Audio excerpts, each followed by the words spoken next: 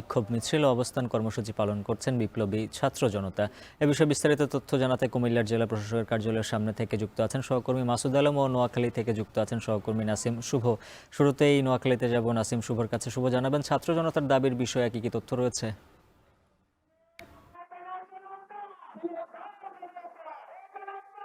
নাফিস, জুলাই গণ অভ্যুত্থানে যে সন্ত্রাসী কার্যক্রম করেছে বাংলাদেশ আওয়ামী লীগ, সেই দায় নিয়ে কিন্তু আওয়ামী লীগকে নিষিদ্ধের দাবিতে ঢাকার সাথে সাথে নোয়াখালীতেও কিন্তু ছাত্র জনতা মাঠে নেমেছে এবং বিক্ষোভ মিছিল ও অবস্থান কর্মসূচি করেছে।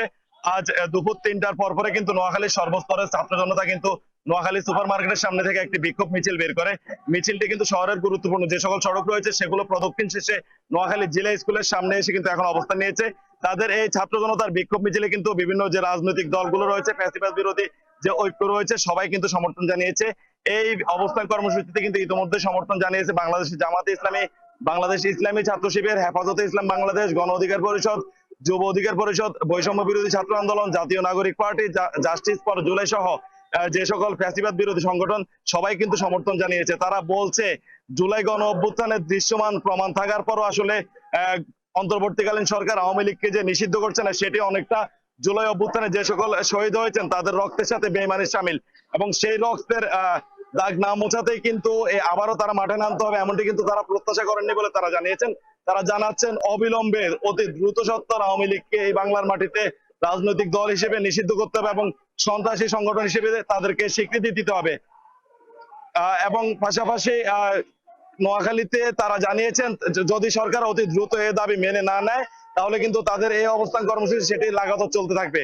তো আমরা এই বিষয়ে আরো জানার জন্য এই মুহূর্তে যাব কুমিল্লায়, সেখানে আছেন সহকর্মী খালেদ সাইফুল্লাহ।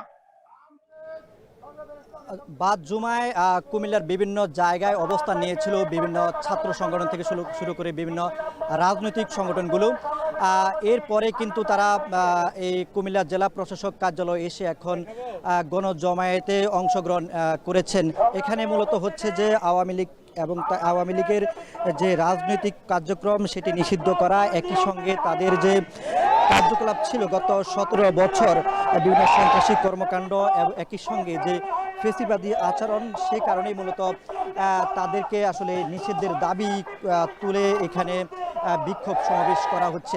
আমরা দেখেছি যে কুমিল্লা জামায়াত ইসলামীর নেতৃবৃন্দ কুমিল্লা মহানগর এবং দক্ষিণ জেলা, একই সঙ্গে এনসিপির কুমিল্লা মহানগর এবং দক্ষিণ জেলা সহ ছোট বড় বিভিন্ন ধর্মীয় এবং রাজনৈতিক সংগঠন এবং রাজনৈতিক দলগুলো কিন্তু তারা একজোট হয়ে মূলত এই আওয়ামী লীগকে নিষিদ্ধের দাবি তুলে তারা কিন্তু এই জেলা প্রশাসকের কার্যালয়ের সামনে সড়কে অবস্থান নিয়েছেন।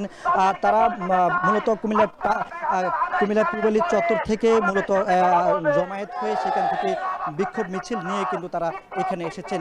এক একটি সংগঠন এক একটি জায়গা থেকে তারা তাদের কর্মী সমর্থক এবং নেতাকর্মীদেরকে নিয়ে তারা মূলত এখানে এসেছেন। তাদের অবস্থান হচ্ছে যতক্ষণ পর্যন্ত আসলে আওয়ামী লীগকে নিষিদ্ধের যে ঘোষণা সেটি না আসবে ততক্ষণ পর্যন্ত তারা কিন্তু এখানে তারা অবস্থান করবেন এবং দাবি আদায় হওয়া পর্যন্ত কিন্তু তারা তাদের আন্দোলন চালিয়ে যাবেন।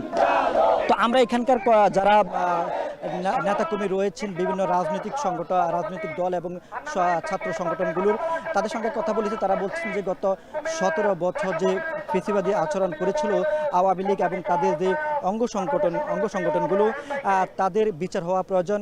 গণ অভ্যুত্থানের যে প্রায় 8 মাস অতিক্রম করলেও এখন পর্যন্ত আসলে তাদের বিচার কার্যক্রমের গতি সেটা আসলে তারা এখনো পরিষ্কারভাবে দেখতে পাচ্ছেন না। একই সঙ্গে সময় নানানভাবে তারা দেশে এক ধরনের অরাজকতা এবং বিশৃঙ্খলা সৃষ্টি করে আসছেন। সেটির কারণে মূলত আজকে এই যে ঢাকায় আন্দোলন শুরু হওয়ার পর থেকে গতকালকেও কুমিল্লা টাউন হল এবং পূবালী চত্বরে রাতে অবস্থান নিয়েছিল। এরপর ঢাকা চট্টগ্রাম মহাসড়ক অবরোধ করেছিল ছাত্র সংগঠন এবং বৈষম্য বিরোধী ছাত্র আন্দোলনের নেতৃবৃন্দ। এরপরে কিন্তু এখানে আজকে নামাজের পরে তারা অবস্থান শুরু করেন। তো উজ্জ্বল ছিল কুমিল্লা থেকে। আওয়ামী লীগের নিষিদ্ধ বিচারের দাবিতে কুমিল্লা নোয়াখালীতে চলছে বিক্ষোভ, সেই খবর জানাচ্ছিলেন সহকর্মীরা। এদিকে